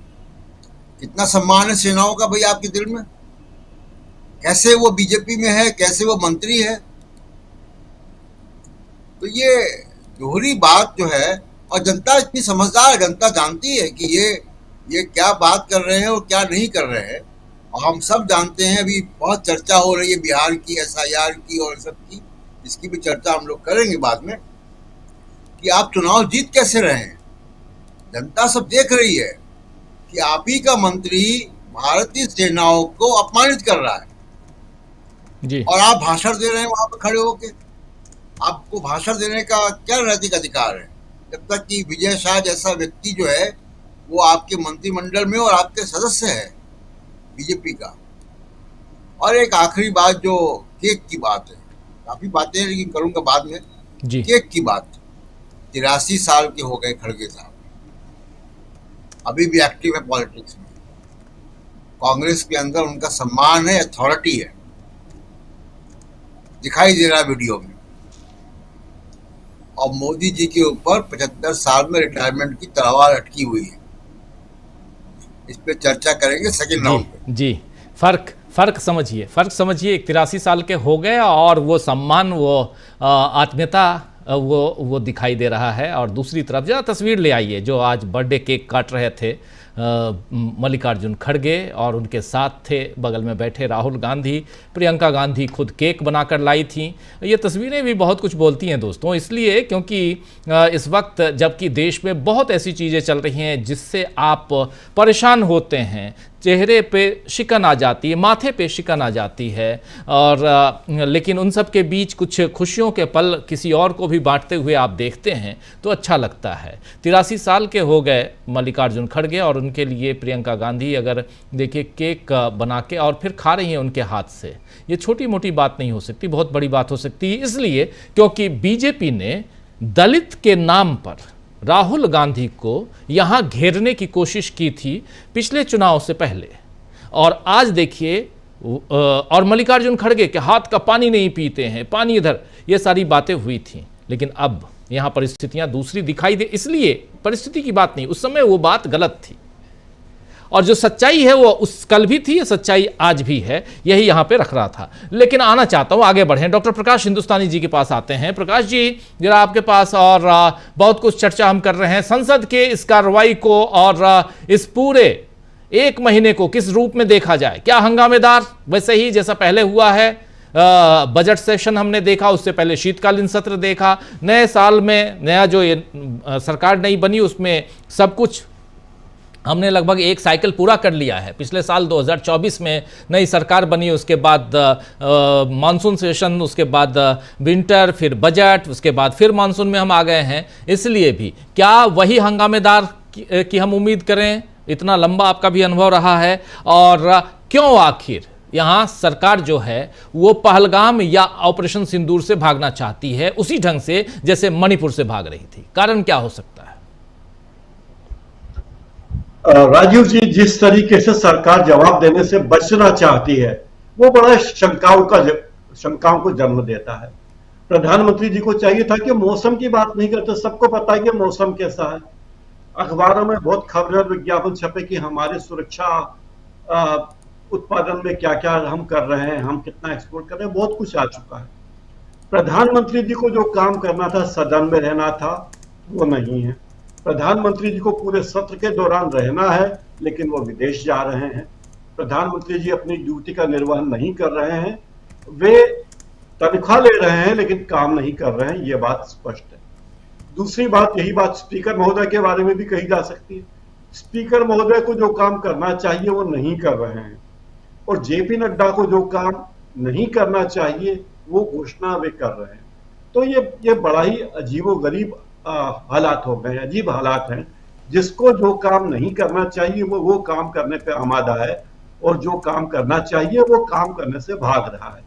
और बार बार ट्रंप कहते हैं, एक बार तो बोलते प्रधानमंत्री जी कह रहे हैं बकवास है या गलत है, उनका सम्मान करते हुए श्री लगा दे नाम के आगे, मिस्टर प्रेसिडेंट लगा दे कि वो गलत है, इतना ही बोल दें, लेकिन उस बारे में कुछ बोलना नहीं चाहते। और ये मन की बात करने के लिए उनके पास जो रेडियो और दूरदर्शन है, इसके अलावा मन की बात करने के लिए जो मौका उन्होंने चुना, वो शंकाओं को जन्म देता है कि प्रधानमंत्री जी पूरी साफ नीयत से काम कर रहे हैं या नहीं कर रहे हैं। आखिर ऐसी कौन सी मजबूरी कि उन्हें विदेश जाना पड़ रहा है और संसद का सत्र छोड़ के जाना पड़ रहा है? ऐसी कौन सी आफत आ रही है? संसद का सत्र कुछ ही दिनों के लिए चलता है, अधिक से अधिक 1 महीना उनको रहना होगा भारत में, लेकिन वो तब भी नहीं रहना चाहते। तो ये कारण क्या है, इसका जवाब तो पूरे देश के लोगों के मन में है। दूसरी बात, ट्रंप अगर बार बार बोलते तो क्यों बोलते हैं भाई हमारे मामले में, और ट्रंप बोलते हैं तो बोलते हैं हमारे प्रधानमंत्री क्यों नहीं बोलते, वो भी नहीं बोल रहे हैं। तो ये सारी बातें शंकाओं को जन्म देती है, और जिस तरीके से विपक्ष के नेता, लोकसभा में विपक्ष के नेता को बोलने नहीं दिया जा रहा, ये बहुत सारी शंकाओं को जन्म देता है। ये बात भी शंकाओं को जन्म देता है कि चुनाव की तैयारी बिहार में जिस तरह से की जा रही है वो भी शंका। तो कुल मिला के शंकाएं हैं, और यह लगता है कि हमारे प्रधानमंत्री जी अपनी ड्यूटी ठीक से नहीं निभा रहे हैं जो उन्हें निभानी चाहिए। प्रधानमंत्री का काम है सदन को फेस करे, देश को सच्चाई बताए, देश के बारे में अमेरिका के राष्ट्रपति जो कह रहे हैं उसके बारे में साफ साफ खुलासा करें। कल को ट्रंप और भी कुछ बात कह देंगे तो बोल दें, उनको इशारा कर दें कि आप हमारे आंतरिक मामलों में, देश के मामले में बोलने की जरूरत नहीं है। तो ये सारी बातों का जवाब वो दे नहीं रहे हैं, ये बड़ी शंका की बात है। और लगता है कि जिस तरह से जेपी नड्डा अब कितने दिन के लिए पार्टी के अध्यक्ष ये पता नहीं, लेकिन क्या उन्होंने बीजेपी का दफ्तर समझ लिया है? राज्यसभा के सभापति के सामने वो अपनी बात कर रहे हैं कि सभापति जी चुपचाप बैठे और वो बयान दे रहे कि क्या सदन में जाएगा। ये कोई बीजेपी की बैठक चल रही है क्या सदन में? तो मैं बड़ा कंफ्यूज हूं और मुझे लगता है कि हमारे नेता जो जिन्हें हमने सिर आंखों पे बिठाया है, वे अपना दायित्व नहीं निभा रहे हैं। और मेरे मन में बहुत सारी शंकाएं, कुशंकाएं जन्म ले रही है। मैं एक आम आदमी की तरह सोच रहा हूं और मेरे जैसे करोड़ों लोग इस देश में हैं जिन्हें शंका हो रही कि आखिर प्रधानमंत्री जी क्यों नहीं कहते कुछ, किन दबावों में है ट्रंप के। अगर एलॉन मस्क अपने ट्विटर पे कार्टून छाप सकता है, जेल में दिखा सकता है अपने स्केच में, कार्टून में, एक्स पे, तो हम क्यों डरते हैं ट्रंप से? जब वहां के लोग नहीं डरते तो हमारे प्रधानमंत्री को डरने की जरूरत क्या है? 140 करोड़ लोग हमारे प्रधानमंत्री के साथ है, चुने हुए प्रधानमंत्री हैं। और संपूर्ण विपक्ष ने यह बात कह दी थी जब ऑपरेशन सिंदूर हो रहा था कि हम बिना शर्त के हमें कुछ भी नहीं कहना है, हम पूरी तरह से सरकार के साथ हैं, हम सेना के साथ हैं, हम प्रधानमंत्री के साथ हैं। तो क्या हमारी सरकार, क्या हमारी सत्तारूढ़ पार्टी सेना के साथ है? ये सारे सवाल हैं जिनका कोई जवाब किसी के पास नहीं, क्योंकि जवाब हमारे प्रधानमंत्री देना नहीं चाहते। राजीव जी। जी जी जी बिल्कुल, ये आखिरी लाइन आपकी बहुत इंपॉर्टेंट है कि जवाब प्रधानमंत्री जी देना ही नहीं चाहते हैं। लेकिन क्या जवाब मिलेगा? क्या इस पर चर्चा होगी? ऑपरेशन सिंदूर की बात हो रही है दोस्तों, बात पहलगाम की हो रही है और सुप्रीम कोर्ट में जो मामला है उस पर भी, मामला मतलब ईडी की जो बात थी उस पर भी हम चर्चा करेंगे अगले राउंड में। लेकिन और बात एसआईआर की भी करेंगे। एसआईआर की चर्चा इधर भी हुई है और कल आप जानते हैं परसों शाम को इंडिया गठबंधन की बैठक हुई, उसमें 24 दलों ने हिस्सा लिया और उस इंडिया गठबंधन से अब आधिकारिक तौर पर आम आदमी पार्टी निकल चुकी है। लेकिन बाकी दलों के नेताओं ने जिस ढंग से हिस्सा लिया, बढ़ चढ़ कर हिस्सा लिया, वो देखने लायक था। उसमें ममता बनर्जी भी शामिल थी, ममता बनर्जी की पार्टी, अभिषेक बनर्जी उनके भतीजे, वो शामिल थे उस बैठक में, और उधर शरद पवार भी शामिल थे। लेकिन इंडिया गठबंधन के बाद कल बैठक होती है, सर्वदलीय बैठक, और जिसकी अध्यक्षता करते हैं जेपी नड्डा। ये भी समझ में नहीं आया कि जेपी नड्डा अध्यक्षता क्यों कर रहे थे। ये अब ऐसे देखा जाए तो ठीक है, क्योंकि वो राज्यसभा में कम से कम नेता सदन हैं, लेकिन प्रधानमंत्री नरेंद्र मोदी अध्यक्षता करते तो अब बड़ी बात होती। मोदी जी क्यों भाग रहे हैं? अमलेंदु उपाध्याय जी, मोदी जी आखिर बचना क्यों चाहते हैं? और ऐसे मसले, चाहे मणिपुर की घटना हो, चाहे कोई भी देश पर आपदा वाली बात हो, या जब सदन बैठती है और इसी संसद की 2, 3, 4 स्पेशल सेशन बुलाने की बात होती रही इसी ऑपरेशन सिंदूर के दौरान, और उसके बाद लगातार मांग होती रही, लेकिन नहीं माने नरेंद्र मोदी। अब मानसून सेशन को विजयोत्सव के रूप में कह रहे हैं। बहुत अच्छी बात है, विजय उत्सव मनाइए, लेकिन इस देश की जनता को यह भी तो पता होना चाहिए कि आखिर विजय मना किस लिए रहे हैं, हमने क्या किया है, और किया है तो फिर बताइए, खुलेआम बताइए, गर्व होगा। जितना हमने सुना है उससे ज्यादा बताइए। बात बीच बीच में क्यों आ जाती है डोनाल्ड ट्रंप की 24वीं बार, और अब तो 5 जेट की बात भी कर रहे हैं। किसके हैं वो विमान, भारत के या पाकिस्तान के? अमलेंदु जी। राजीव जी, एक तो हमारे प्रधानमंत्री उत्सव जीवी हैं, तो उत्सव कहीं भी मना सकते हैं, संसद के बाहर भी खड़े होकर मना सकते हैं, डोनाल्ड ट्रंप के साथ भी मना सकते हैं, बालासोर में ट्रेन की दुर्घटना हो वहां भी जाकर उत्सव मना सकते हैं, सेल्फी बाहर भी खींच सकते हैं। प्रधानमंत्री हैं, उत्सव जीवी हैं, तो उत्सव कहीं भी मना सकते हैं, तो वह वो उत्सव मना रहे थे। लेकिन राजीव जी, एक जो महत्वपूर्ण बात है, वो महत्वपूर्ण बात यह है कि प्रधानमंत्री क्या ये कहना चाहते हैं, या ये कहने का साहस नहीं जुटा पा रहे हैं कि भाई, एक तो जेपी नड्डा साहब ने जैसे कहा कि अब तक जो जैसा किया, मतलब मोदी जी के समय में ऐसा अब तक कभी नहीं हुआ। बहुत अच्छी बात है, ऐसा अब तक कभी नहीं हुआ। तो क्या भारत जो है वो पीएलओ को लेना नहीं चाहता है? क्या जेपी नड्डा साहब या मोदी जी ये कहना चाहते हैं? क्योंकि हमारी सेना तो राजीव जी पीओके पे कब्जा करने जा रही थी। अगर 2 दिन और चलता ये मामला और ऑपरेशन सिंदूर 2 दिन और चलता तो पीओके भारत का हिस्सा होता। लेकिन सरकार ने दबाव डालकर सीज फायर की घोषणा करा दी, और ये तो सेना के अफसर कह रहे हैं, खुलेआम कह रहे हैं, विदेश में जाकर कह रहे हैं कि भाई जो हमारा राजनीतिक नेतृत्व है उसके दबाव में हमको सीज फायर करना पड़ा। यानी सीज फायर सेना ने नहीं किया, राजनीतिक नेतृत्व ने किया। और ये भी कहा कि भाई सेना जो है हमारी यहाँ अनुशासन में बंधी हुई है, तो राजनीतिक नेतृत्व जो आदेश देता है उसको स्वीकार किया जाता है। सेना के अफसर ने ये बात कही है। तो क्या प्रधानमंत्री नरेंद्र मोदी और भारतीय जनता पार्टी जो है वो पीओके वापस लेना नहीं चाहते हैं पाकिस्तान से? तो ये खुलकर कहे अगर लेना नहीं चाहते हैं, वरना फिर सीज फायर कराया क्यों था? तो मुझे लगता है राजीव जी है कि एक तो प्रधानमंत्री जो है सवालों के जवाब देते भी नहीं है, देना भी नहीं चाहते, और जवाब देंगे तो देंगे क्या? समस्या ये भी तो है ना। मान लीजिए अगर उन्हें घसीट कर या किसी भी तरीके से ले भी आया जाए संसद में, कि प्रधानमंत्री संसद में आ जाए और इस मसले पर चर्चा भी हो, तो प्रधानमंत्री जवाब क्या देंगे? सिवाय यही कहने के कि बहुत उत्सव मनाने की बात है, इस बार वर्षा अच्छा हुई है, हमने जब अपने जहाज भेजे थे तो आसमान में जो थे बादल थे, यही सब बताने के अलावा प्रधानमंत्री संसद में भी बताएंगे क्या आपको? तो संकट प्रधानमंत्री के सामने बहुत ज्यादा है राजीव जी। दूसरी बात, जिस तरीके से डोनाल्ड ट्रंप लगातार बातें कर रहे हैं, अब 24वीं बार भी डोनाल्ड ट्रंप ने कह दिया, उसको लेकर भी मल्लिकार्जुन खड़गे ने आज संसद में भी कहा कि 24वीं बार जो है डोनाल्ड ट्रंप कह चुके हैं। निश्चित तौर पे अगर डोनाल्ड ट्रंप गलत बयानी कर रहे हैं, और हम मानते चलते हैं कि डोनाल्ड ट्रंप गलत बयानी कर रहे हैं, हम क्यों कहें कि हमारे प्रधानमंत्री गलत बयानी कर रहे हैं जब तक हमारे प्रधानमंत्री मुंह से कुछ नहीं बोलते? लेकिन हमारे प्रधानमंत्री बोले तो मुंह से। समस्या तो यही आती है। 148 करोड़ 140 करोड़ जितने भी मोदी जी बताएं, उतने भारतीय जो है वो ये मानने को तैयार ही नहीं है कि ट्रंप सच बोल रहे हैं। लेकिन ये बात कहे कौन? ये बात तो कहनी है प्रधानमंत्री नरेंद्र मोदी को, और संसद में खड़े होकर कहनी है, ताकि डोनाल्ड ट्रंप को साफ साफ संदेश जाए कि पूरा देश एकजुट है। जैसा कि आज प्रधानमंत्री नरेंद्र मोदी संसद के बाहर खड़े होकर कह रहे थे कि सबने एकजुट होकर संदेश दिया, और संसद से भी संदेश जाना चाहिए। तो संसद से संदेश जाएगा कैसे?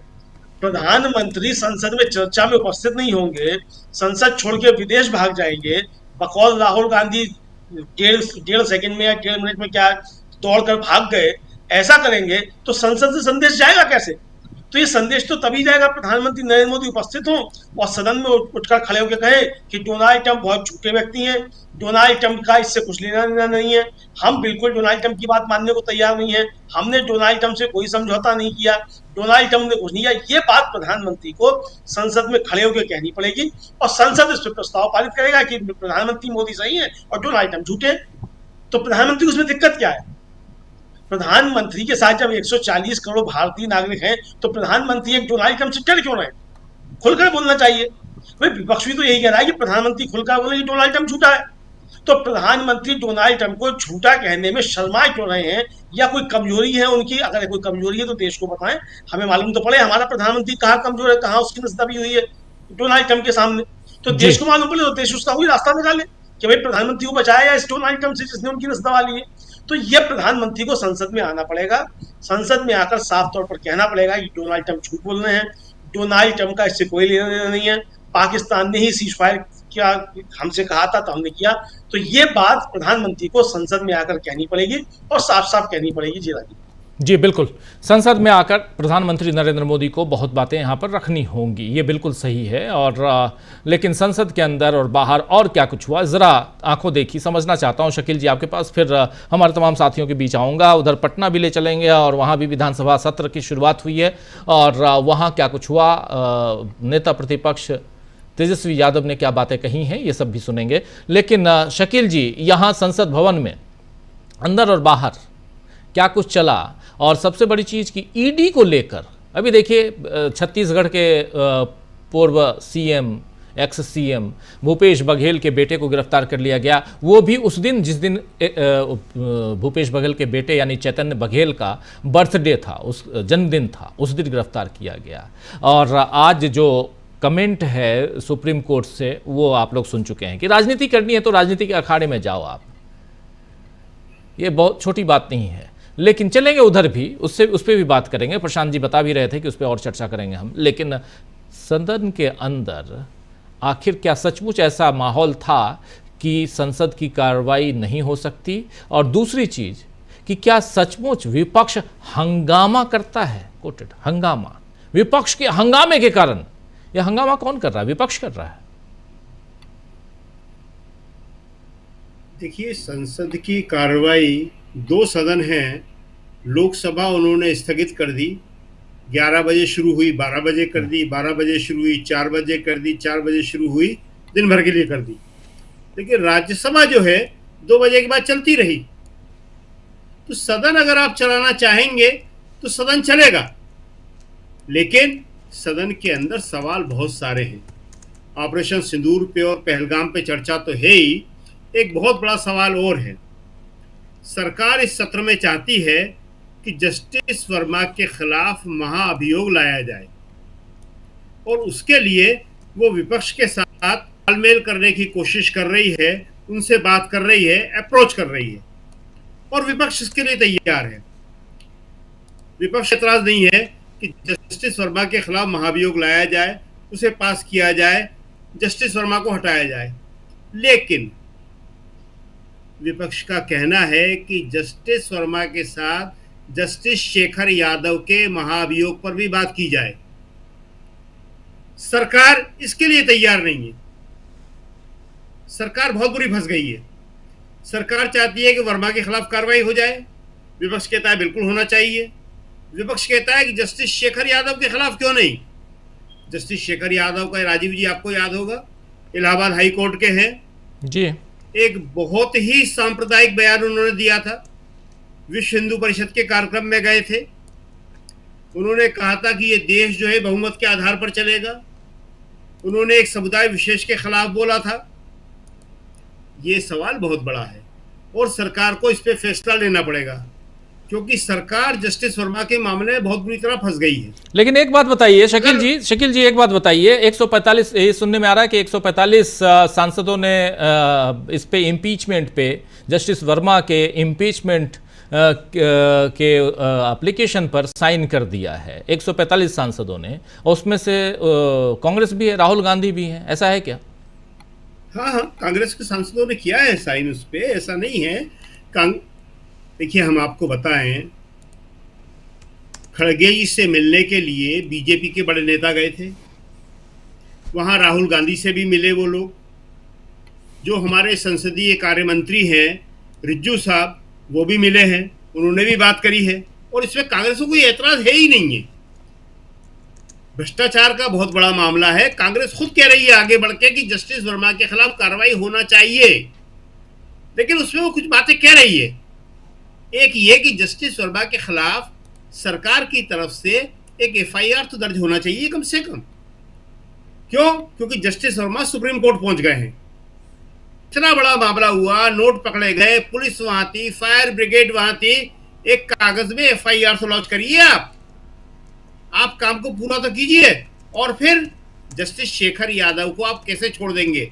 आपको याद होगा कि उनके खिलाफ कांग्रेस के 50 से ज्यादा सदस्य महाभियोग का प्रस्ताव पे दस्तखत करके राज्यसभा के सभापति को दे चुके हैं।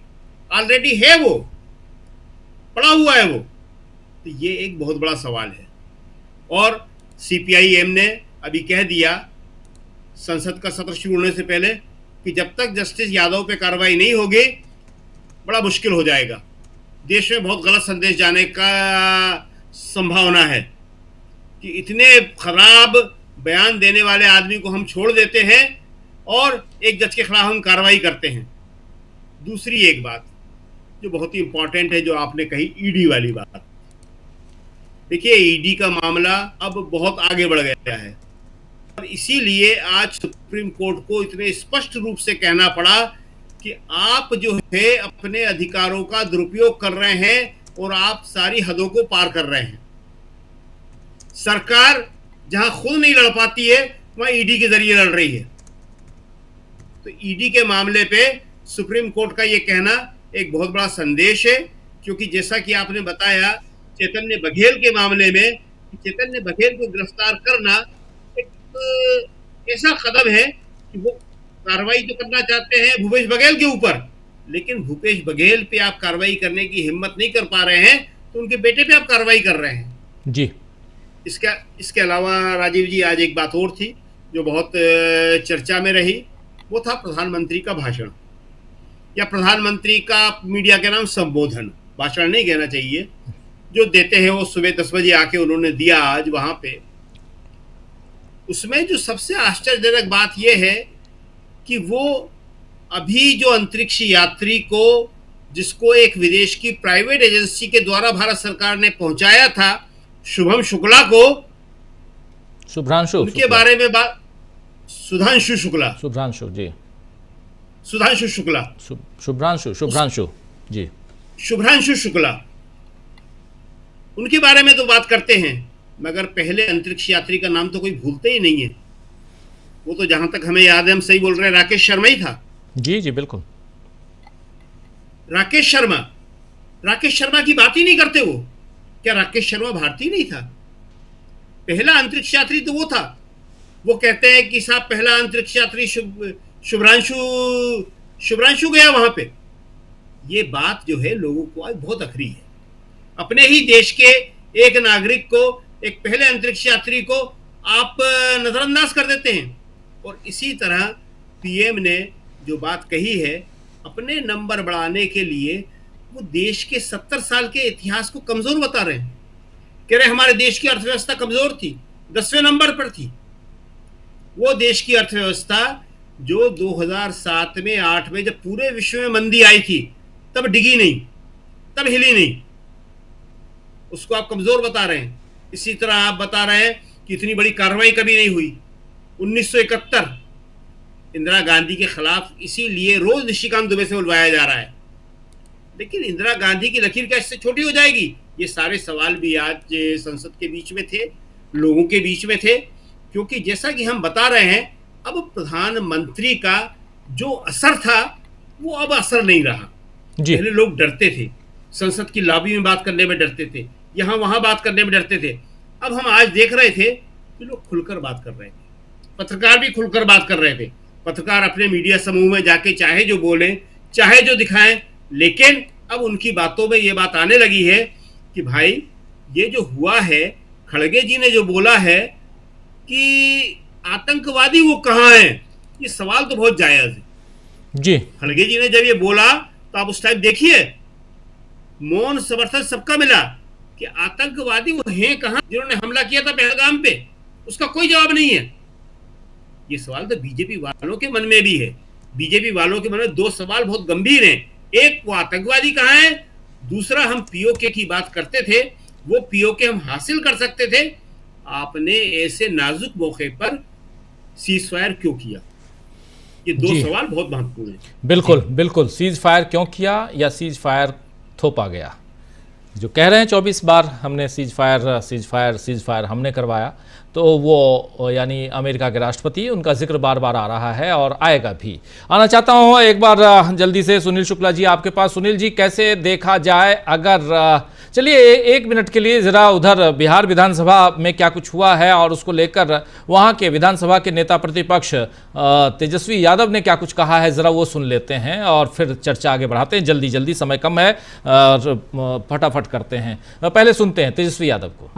आज से विधानसभा सत्र जो है वो चालू हुआ है और अभी हम लोगों की महागठबंधन के विधायक दलों की बैठक खत्म हुई है और हम सब लोगों की मांग है स्पीकर महोदय से भी, और हम लोगों ने बात की है कि एसआईआर पर जो है विधानसभा में कम से कम चर्चा जो है कराई जाए। लोकतंत्र का सबसे बड़ा मंदिर बिहार विधानसभा है और बिहार लोकतंत्र की जननी है, और यहीं से लोकतंत्र अगर समाप्त करने का कोई प्रयास करेगा तो हम लोग चुप बैठने वाले। पार्लियामेंट में भी हम लोग, पार्लियामेंट हो, सड़क हो, हर जगह हमारे गरीबों को वंचित ना किया जाए वोट के अधिकार से, उनका अस्तित्व ना मिटाया जाए, इसलिए हम लोग ये लड़ाई लड़ेंगे।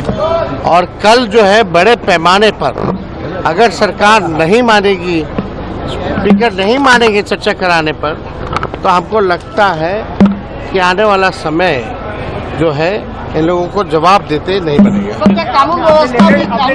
अपराध तो है ही बढ़ा हुआ, लेकिन हम सब लोग हर एक मुद्दे को हम लोग उठाएंगे।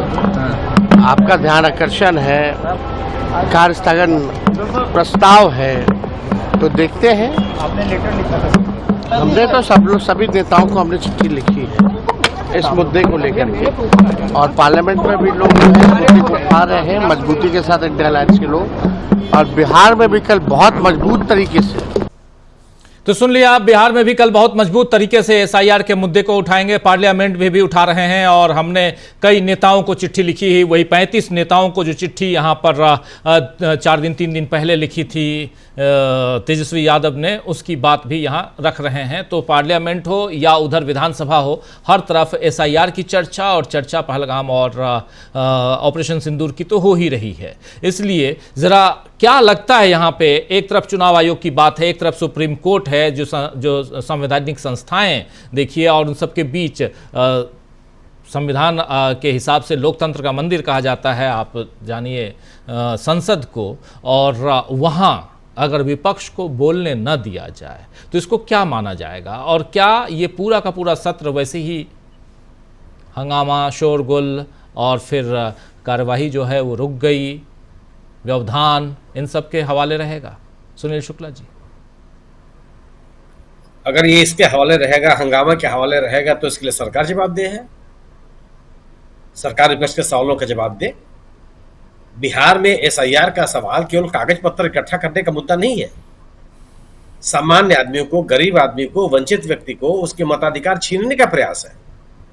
लोकतंत्र पर सीधा हमला है। कौन जवाब देगा इसका? आज पश्चिम बंगाल के मुख्यमंत्री ने कह दिया कि अगर उनके राज्य में इस तरह की कोशिश की गई तो लोग निर्वाचन आयोग का घेराव करेंगे, धरना दे देंगे वहां पर। किसी संवैधानिक संस्था के खिलाफ लोगों के मन में राजनीतिक दलों के प्रति के माध्यम से इस तरह की प्रतिक्रिया आने लगे, ये सोचने का विषय नहीं है। संसद में हंगामा को रोकना सरकार की जिम्मेदारी नहीं बनती। आप पहलगांव के आतंकियों की गिरफ्तारी पर कुछ बोलेंगे नहीं।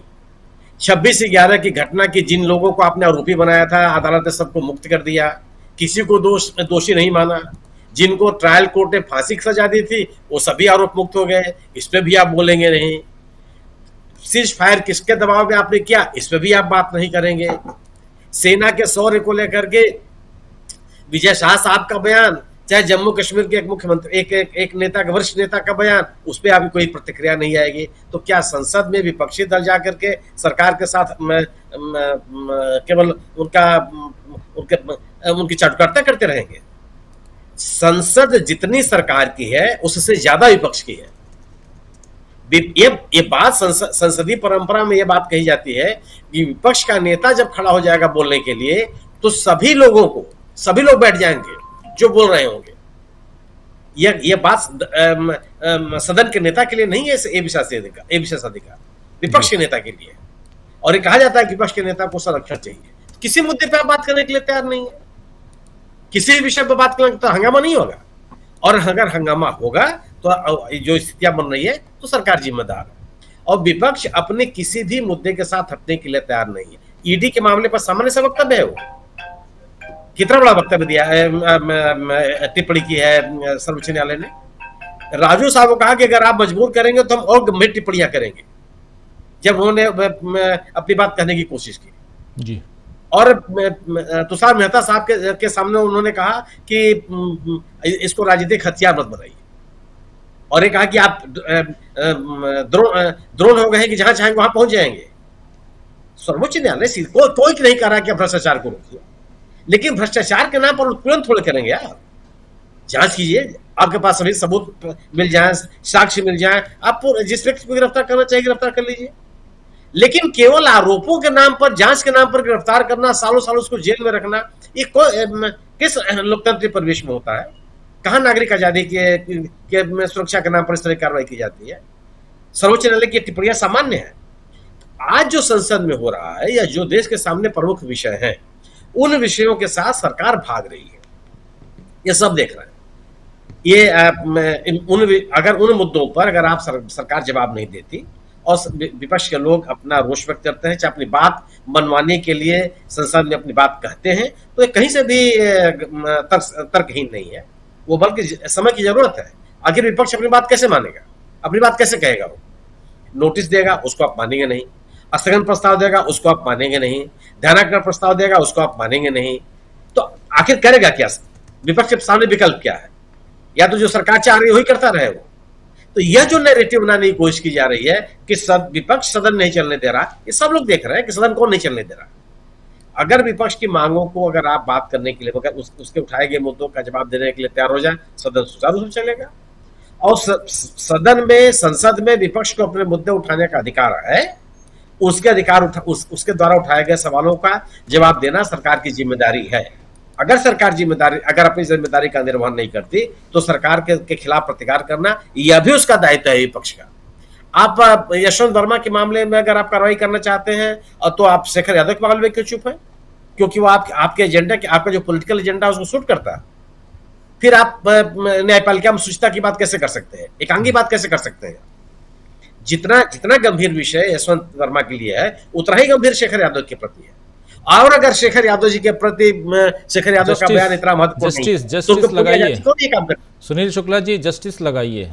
और इसलिए मैं कह रहा हूं, इसलिए जस्टिस शेखर यादव, जस्टिस यशवंत, मैं माननीय कह देता हूं साहब, माननीय न्यायमूर्ति नहीं। आज मजेदार तथ्य मैं बता रहा हूं, क्योंकि तीसरी PIL लेकर, तीसरी याचिका लेकर वकील जब पहुंचे कोर्ट में जस्टिस वर्मा के खिलाफ, तो उन्होंने कहा कि वर्मा ऐसे ही जस्टिस लगाए बिना जब वकील ने बोला तो उन्होंने बोला कि क्या वो आपके दोस्त हैं? बोला नहीं, दोस्त नहीं है। तो आपको पता है कि वो अभी भी जस्टिस हैं, तो फिर आप जस्टिस क्यों नहीं लगा रहे हैं? तो ये है, और CJI ने पूछा है, इसलिए ये इंपॉर्टेंट है, इसलिए मैं आपको टोक रहा हूं। Justice Verma and justice Yadav, नहीं, ये सही भी है, मुझसे गलती हुई है, ये कहा भी जाना चाहिए। माननीय न्यायमूर्ति यशवंत वर्मा साहब, माननीय न्यायमूर्ति शेखर यादव साहब, लेकिन ये ठीक है, लेकिन दोनों के खिलाफ अभी प्रस्ताव लाए गए हैं, तो दोनों के खिलाफ कार्रवाई क्यों नहीं? आप 50 सांसदों के हस्ताक्षर अभी तक आप सत्यापित नहीं कर पाए, और आप डिजिटल युग में रह रहे हैं। हर बात में आप कहते हैं कि हमारा निर्णय तो बहुत ही शानदार होता है, बहुत जल्दी हम निर्णय कर लेते हैं।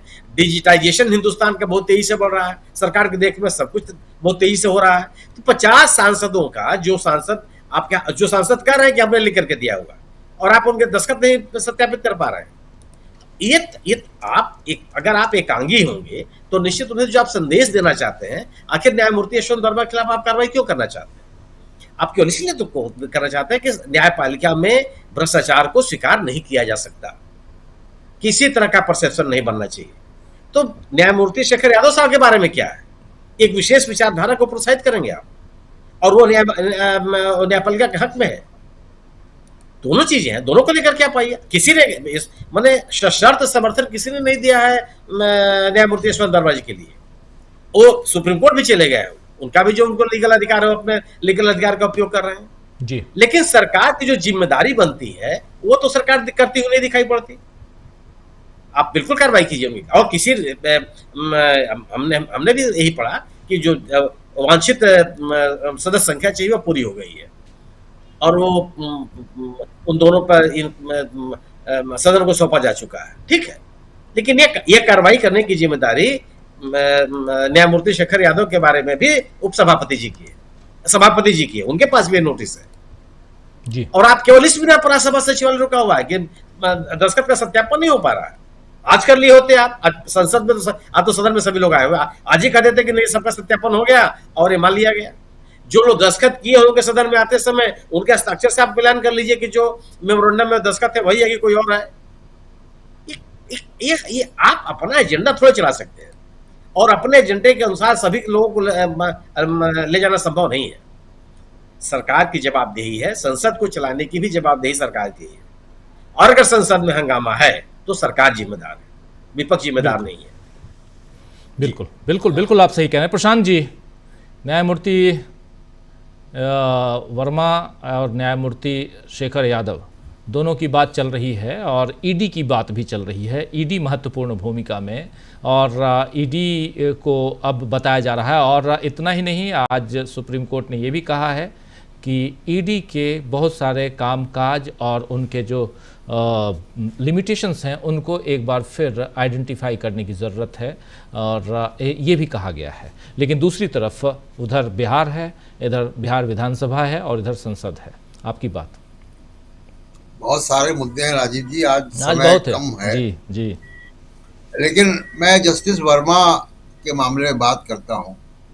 पहले तो हम लोग जरा ये समझ लें, और खासकर हमारे दर्शक भी, कि ये बहुत टेढ़ा मामला है जज को हटाना। केवल दस्तखत करने से नहीं होगा। सुप्रीम कोर्ट और हाई कोर्ट के मैं 1 मिनट में समझा देता हूं, बता देता हूं कि प्रक्रिया क्या है। और आज तक आजाद भारत में एक भी जज को हटाया नहीं जा सका है। केवल एक मामला आया था जस्टिस रामास्वामी का। उन्होंने अपने घर में कुछ फर्नीचर वगैरह खरीद लिए थे जो कि सरकारी पैसे से, उसका वो आरोप था उनके ऊपर। उसमें कपिल सिब्बल ने 11 घंटे लोकसभा में बहस की थी और वहीं से कपिल सिब्बल जो है राष्ट्रीय स्तर पर पहचाने गए थे। उनका टैलेंट देखा गया था वकील के तौर पे। तो पहली बात कि 100 मेंबर लोकसभा के, अगर लोकसभा में प्रस्ताव आ रहा है, और 50 मेंबर राज्यसभा में दस्तखत करते हैं प्रस्ताव में। उसके बाद वो प्रस्ताव पेश होता है। प्रस्ताव पेश होता है तो स्पेशल मेजॉरिटी से पास होता है। स्पेशल मेजॉरिटी बता देता हूं, मौजूद सदस्यों का 2/3। मौजूदा लोकसभा में 2/3 की फिगर है 362। तो मौजूदा जो सदस्य हैं, जिस वक्त वोटिंग हो रही है, उसका 2/3। तो उसके बाद वो जब प्रस्ताव 2/3 से पास होता है, तब एक कमेटी बनती है 3 मेंबर की। वो कमेटी जांच करती है 5-6 महीने, साल भर आरोपों की, और उस आरोपों की जांच करने के बाद फिर वो पार्लियामेंट में आता है। फिर जस्टिस वर्मा को मौका मिलेगा अपने आप को डिफेंड करने का पार्लियामेंट में। विशेष कटघरा बनाया जाता है उनके वकील के लिए भी। एक वहां पे कोर्ट की तरीके का सिस्टम बनाया जाता है, कोर्ट में जैसे वो होता है चेंबर। फिर वो बहस होती है, उनका वकील भी आएगा, फिर वोटिंग होती है, और फिर वोटिंग से 2/3 स्पेशल मेजॉरिटी से वो प्रस्ताव पास होता है। तो ये प्रक्रिया है। इस प्रक्रिया में कम से कम साल भर लगेगा। इसलिए जो 362 का मामला है, संख्या का 2/3 का, इनको जस्टिस शेखर यादव के मामले पर बार्गेन करना पड़ेगा विपक्ष, वरना 2/3 नहीं होगा। ये शोर शराबे से नहीं होगा, और क्योंकि वो प्रोसेस है, वो लंबा प्रोसेस है। तो ये प्रक्रिया है। दूसरी बात जो मैंने कहा था कि खड़गे साहब 83 साल के हो गए, और बड़ा अच्छा होता है कि शशि थरूर भी जो उनके खिलाफ चुनाव लड़े थे, वो भी केक खिलाते हुए दिखाई देते। वो वीडियो मुझे दिखे नहीं है। लेकिन खड़गे साहब 83 साल के हैं, और कांग्रेस पार्टी में विपक्ष में कोई उनको ज्ञान नहीं दे रहा है कि आपको रिटायरमेंट ले लेना चाहिए। मोदी जी को ये ज्ञान दिया जा रहा है आरएसएस की तरफ से। उदाहरण बताए जा रहे हैं, इशारा दिया जा रहा है कि ये 75 होने वाले हैं, अब आप रास्ता दूसरों के लिए खाली कर दें। और एक बहुत चौंकाने वाली बात हुई है, जो कि मानेंगे नहीं ये लोग, लेकिन मोहन भागवत की तरफ से संजय जोशी का नाम प्रस्तावित किया गया अध्यक्ष के लिए। आरएसएस को भी मालूम है कि ये बीजेपी नहीं मानेगी, खासकर मोदी और अमित शाह की बीजेपी। उनके संजय जोशी से और क्या इक्वेशन है मोदी के, हम सब जानते हैं गुजरात में, और उनकी कैसे सीडी आ गई थी, और वो फेक सीडी थी। लेकिन इनका नाम प्रस्तावित करना ही एक बड़ा संदेश देना है कि हम ये भी आपको संदेश दे रहे हैं कि आप रबर स्टैम्प प्रेसिडेंट मत बनाइए। तो ये भी एक आरएसएस के अंदर चर्चा है, और ये दिखा रहा है कि मोदी कितना जो है वनरेबल है, कितना पोजीशन उनकी बीजेपी और आरएसएस के अंदर कैसी अब नहीं रही है। और एक आखिरी बात कहूंगा राजीव जी कि 11 साल हो गए मोदी जी को प्रधानमंत्री बने हुए। कितने हम लोग जब वो सीज फायर के दौरान चर्चा कर रहे थे, कितने देशों में जा चुके हैं, और आपके अंदर इतना कॉन्फिडेंस नहीं है कि आप संसद को सामना कर पाए। 11 साल लग गए आपको, 11 साल में भी इतना कॉन्फिडेंस नहीं आया आपको, जिसको आप मीडिया के सामने मन की बात करके कह रहे हैं कि बड़ी जीत है हमारी। तो यही बात संसद के अंदर भी कह दें, संसद में चर्चा करा दें। और अगर 11 साल में संसद को फेस करने का कॉन्फिडेंस नहीं आया है तो मोहन भागवत की बात सही है, फिर रिटायरमेंट ले लेना चाहिए। जी जी जी डॉक्टर प्रकाश हिंदुस्तानी जी, क्या आप भी सहमत हैं कि मोहन भागवत जी जो कह रहे हैं वो बिल्कुल सही है, और खासकर इस वक्त जबकि संसद का ये जो मॉनसून सेशन है वो समाप्त होगा, इसके बाद फिर ये 21 अगस्त को समाप्त होगा, इसके बाद सितंबर पास में ही है, 17 सितंबर, तब तक बहुत कुछ हो चुका होगा। यमुना है दिल्ली में, यमुना में बहुत पानी बह चुका होगा। यमुना में बहुत पानी है, लेकिन वो यमुना में बहुत गंदगी है। वो पानी जो है वो गटर में तब्दील हो गई है यमुना, ये सब जानते हैं। तो मोदी जी इस बात को जानते हैं कि अब उनके पास कुछ करने के लिए बचा नहीं है। यमुना में कूदना संभव नहीं है, यमुना के पानी का आचमन करना संभव नहीं है। लेकिन आरएसएस वाले कर रहे हैं, उनके साथ एक तरह का ब्लैकमेल के देखो हमारे पास, हम संजय का नाम आगे कर रहे हैं, हमारे आपके प्रतिद्वंदी का, तो या तो संजय जोशी को बना लीजिए, राजी हो जाइए, या हम जिसे कहें उससे पार्टी का अध्यक्ष बनाने के लिए तैयार हो जाइए। इसका मतलब है कि नरेंद्र मोदी जी की बीजेपी में उतनी चल नहीं रही जितनी चलनी चाहिए। जो उन्हें लगता था कि मेरी चल रही है, सब लोग तुम मेरी बात मान रहे हैं। दूसरी तरफ प्रतिपक्ष में आप देखिए, इंडिया अलायंस में के दल मिल रहे हैं, कांग्रेस में एकता है, प्रियंका गांधी वाड्रा केक बनाती हैं, खजूर का केक है, क्योंकि खड़गे साहब को शुगर है तो शक्कर वो खाते नहीं है। तो इस तरह के भावपूर्ण दृश्य दिख रहे हैं। ऐसे दृश्य मोदी जी के बारे में नहीं दिखते। ये कोई उनके लिए केक नहीं बनाता, शायद अहमदाबाद से भी उनके लिए केक नहीं आता, तो ये बड़ी अफसोस होता होगा उन्हें। लेकिन मुझे लगता है कि मोदी जी ने बहुत निराश किया है।